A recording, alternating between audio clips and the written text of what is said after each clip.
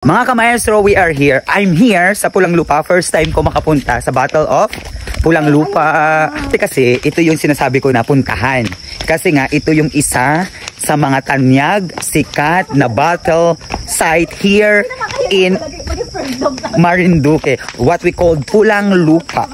And then nagpunta na kami ng Paye. Actually, nagpunta na ako ng Paye.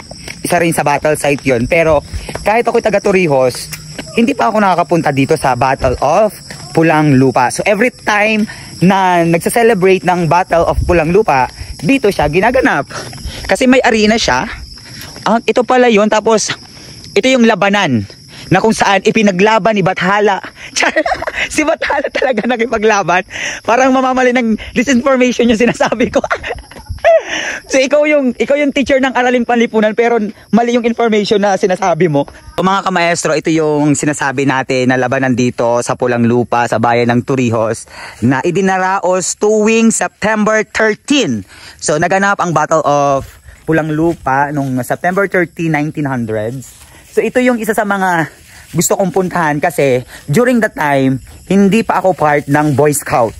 So pangarap kong nung nung elementary high school, actually gusto kong makasali sa Boy Scout. Ito yung arena dyan. So meron silang performance, enactment ng nangyari during that time. And then buong Marinduque andito, mga Boy Scout, Girl Scout, barangay officials, lahat ng government officials, local, andito. Tinatanong ni ma'am kung ano daw to. It's radar. It's radar. Kasi kinakalculate niya yung lakas ng hangin and then kung may labanan ba dito. Alam mo yung kung may labanan daw na magaganap dito. Okay, nagtatanong na naman po bakit ang building sa Torrijos, even sa Marinduque, ay may letter V. Ano ibig sabihin ng V? Victory. Ibig sabihin, tagumpay. Diba? Victory kasi napagtagumpayan natin. So ano yung naranasan mo noong sumali ka? Nung ikaw ay Girl Scout ka, diba? Boy Scout. I'm Boy Scout. Boy Scout ka pala. And then nung ikaw ay Boy Scout, anong... Nag-hike sila simula dun sa Torrijos Central. Tapos? Hanggang dito. So nagmamarch talaga sila? The Boy Scout. Umalis sila dun partly mga 5:30 in the morning. Tapos nakakabalik sila sa Central ay mga alas 12 na almost 4 hours straight na lakad yun. Pero hindi ako nagjo-join. Kasi tamad ka maglakad.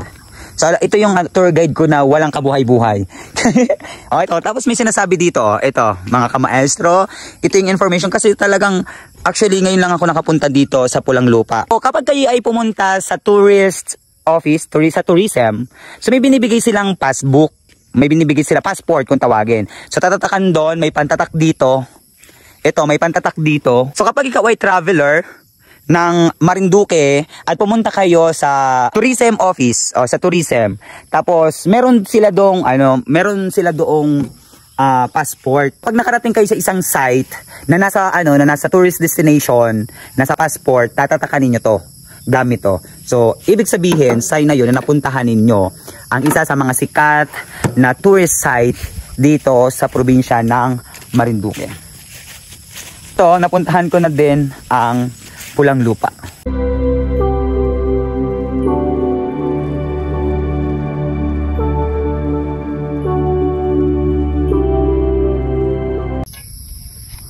Hinagap ako.